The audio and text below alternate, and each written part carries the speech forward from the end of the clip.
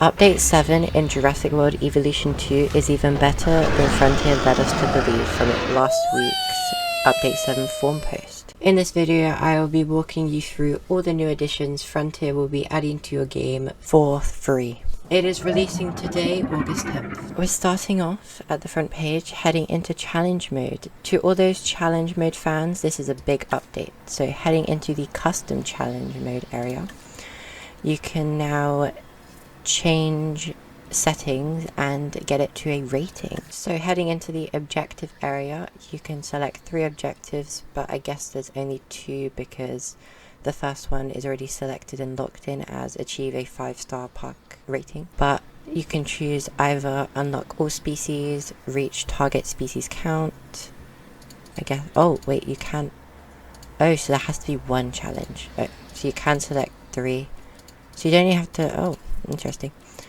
So it doesn't really change the rating. If you go into the difficulty setting, the basic setting, you can set it to easy, medium, hard, and Jurassic, which were all of the, I think they were already in the game, but they kind of show you like a little bar to the different things you can do. So it shows you the different difficulties depending on what one you choose. So first of all, a main update to this is the dinosaur danger to guests toggle. So reading this, setting this to off means the dinosaurs will, which are not enclosed, will not be considered a danger to guests. Guests will not flee them and won't be attacked or injured by them. Safety rating and incident prevention scores will be unaffected by loose dinosaurs. So as you can see, if you change it to off, your rating goes down, which is interesting. Maybe they want you to utilize this in challenge mode. But also, a new thing is the intelligence and fussy behavior. So the intelligent one. When enabled, some species have a chance to get the intelligent trait. This boosts their appeal, but also makes them more likely to break out of their enclosures, modifying the difficulty rating of the dinosaur escapes setting. Interesting. So off is like 100% they can escape, but 150% if it's on.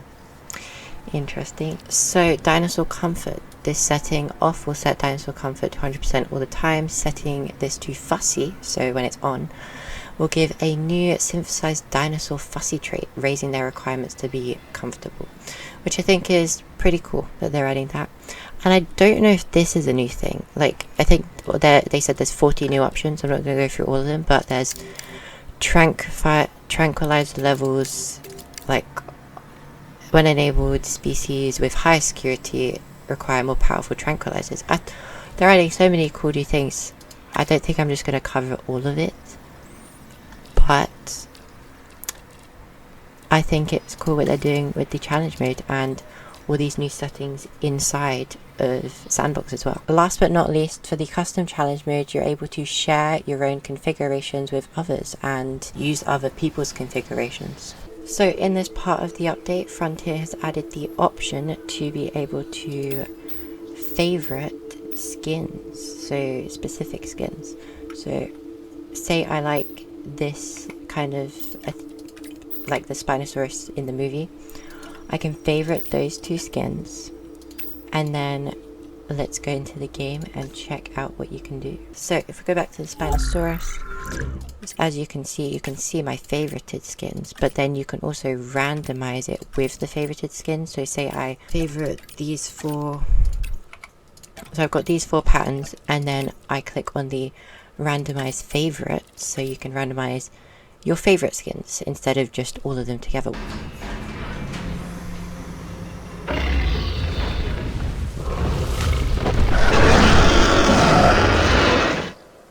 That's an awesome animation, actually. You know what, I wish the Indominus Rex did that animation as well.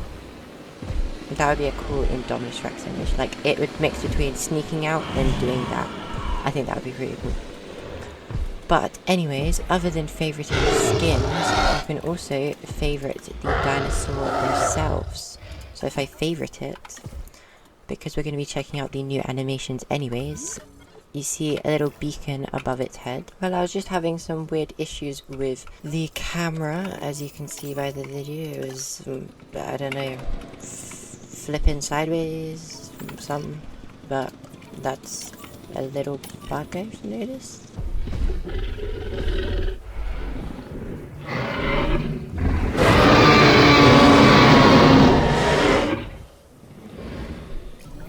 Okay.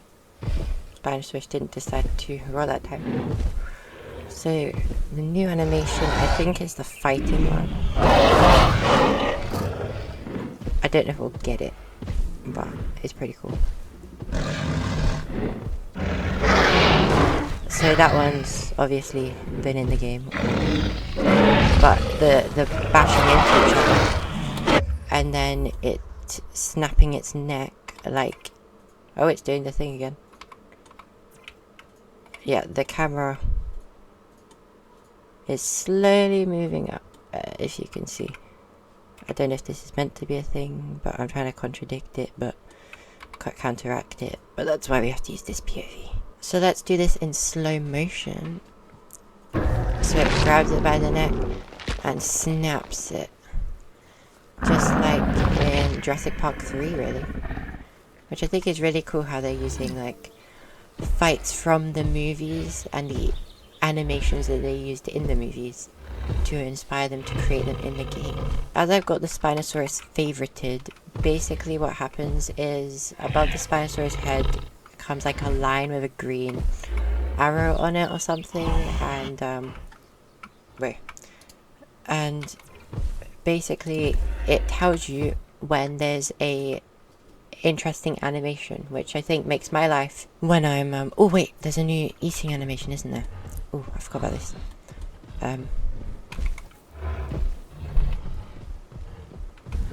A new eating animation for foxes. It actually leans down on the ground, I think. Before I think it just leaned over and tried to eat, but I think it's actually leaning down on the ground using its hands, I guess. Or its claws.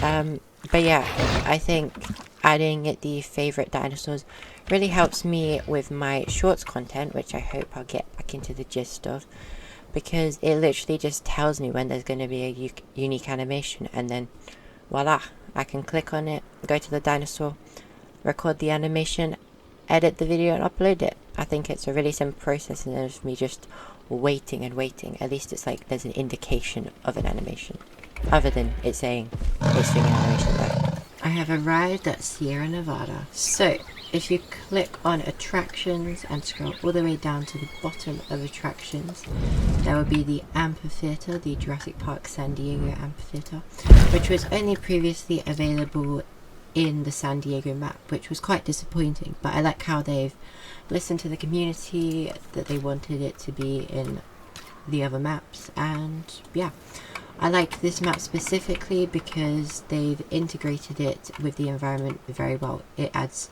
snow textures onto the rocks, and I think this is the only map other than the sandy maps really that really integrate this rock San Diego Amphitheatre very well. But I'm excited that I'm now able to use it for dinosaur animations. I can use the center of the amphitheatre in any different map for my shorts animations and battles, which I think is awesome, instead of just limiting myself to San Diego.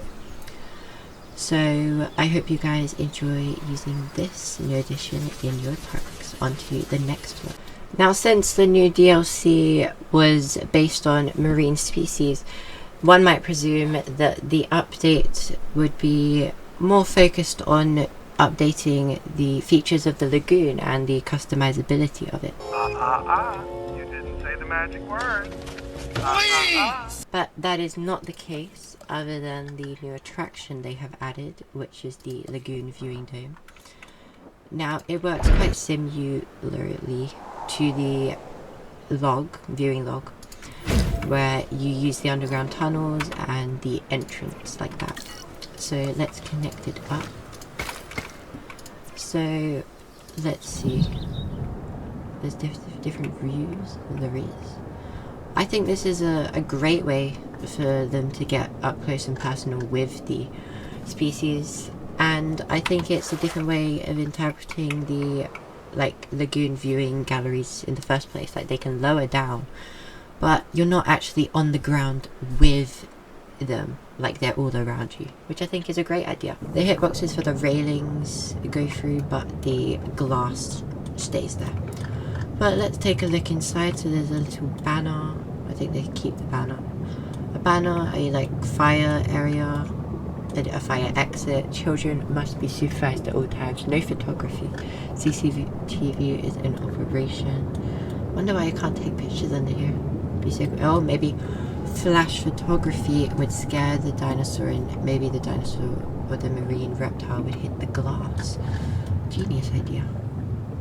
That's a cool poster. Yeah, I think they've really done this well, and I guess you can pretend this is just a, I don't know, like a hallway of domes, like they're all connected in some way. But that's it for the domes. On to the next part of the update.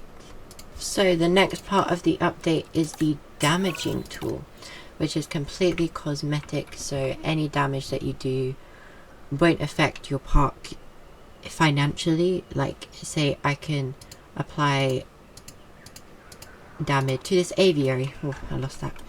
So you can apply cosmetic damage to the aviary and make it look all kind of broken. And I guess you can now make like abandoned parks, which I think is a cool idea.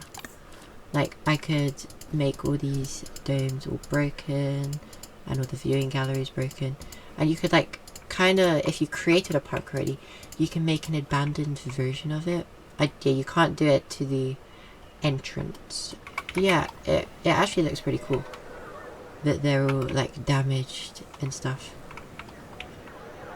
Like especially the metal ones, like they're all broken inwards, but the birds or the flying reptiles can't actually escape, which I think is interesting. But I love the cosmetic damage addition. Like you can totally pretend that this is abandoned. I mean the outside doesn't look so abandoned, but I mean the inside, but the outside looks smoky and like it's broken, and it has, oh wait, oh yeah, it says Jurassic Park in it. Oh, and broken glass as well. Oh, and it, oh, bullet hole.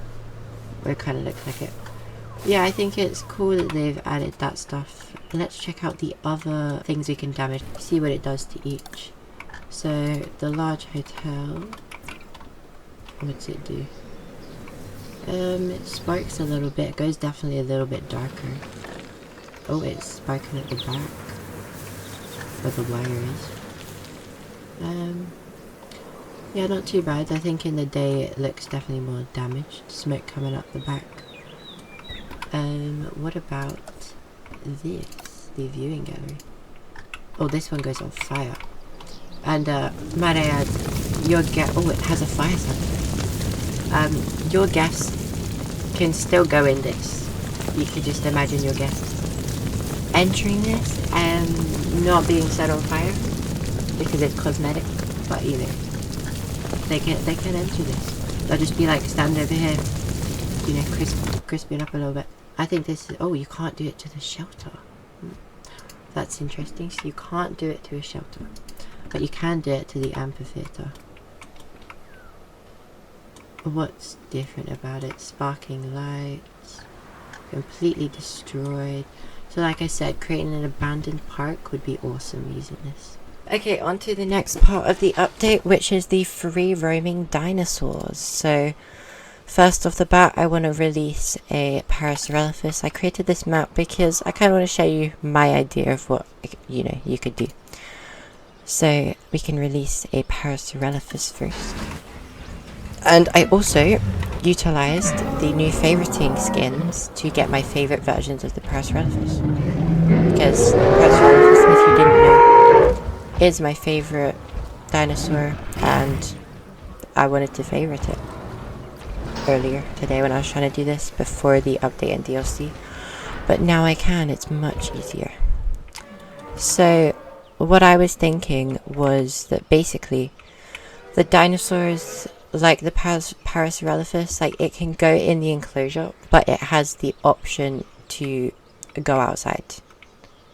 It has the free will to go outside of this enclosure. And I thought it kind of allows the dinosaurs, if they want to be inside the enclosure or outside, because then the guests can experience them up close and personal, or they can experience them through the log viewing gallery that I placed. So I thought that was a pretty cool idea, that they can experience both utilizing this new mechanic. This is also a thing with carnivores.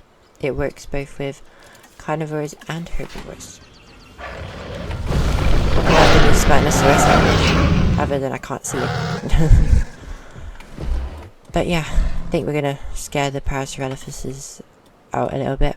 But I think it's cool that you're able to have, like, especially carnivores. I was thinking this because I also placed around like goat feeders around the map so that you could get like a live in-person feeding. Like if I don't know, if dinosaurs were trained.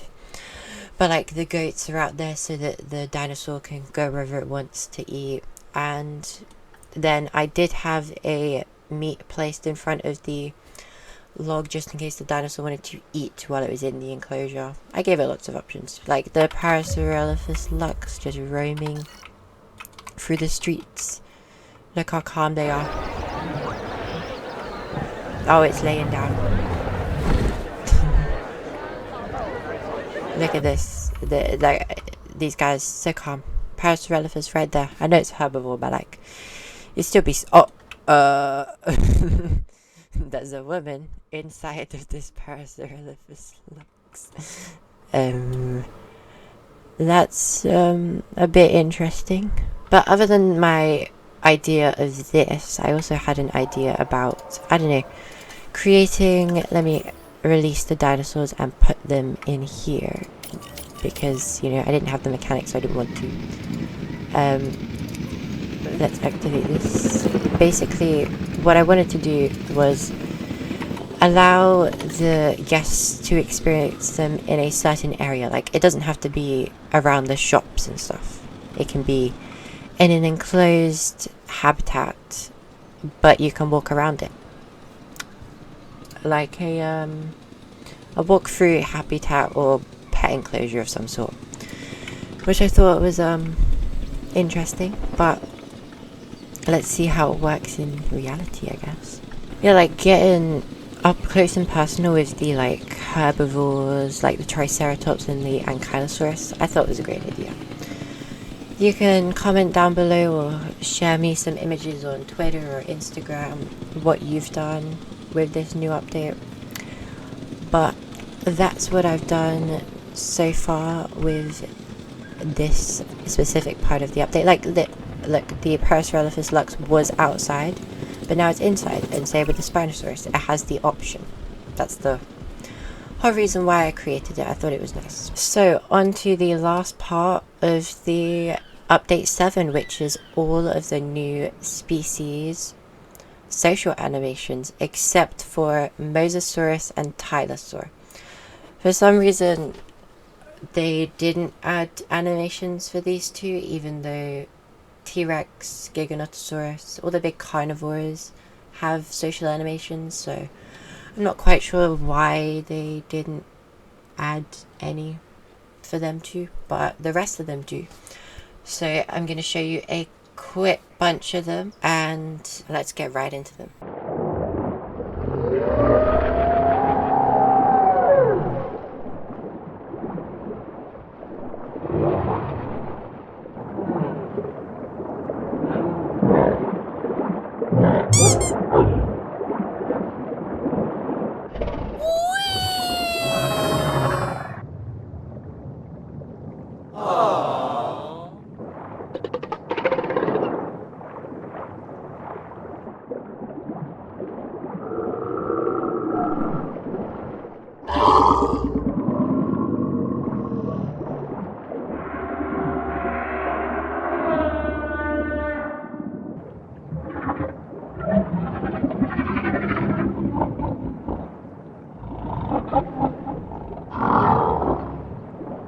So I guess that's it, guys. I hope you guys enjoyed the video.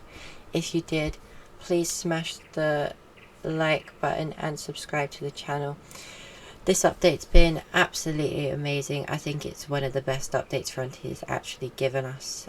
And see you guys in the next video. Bye bye.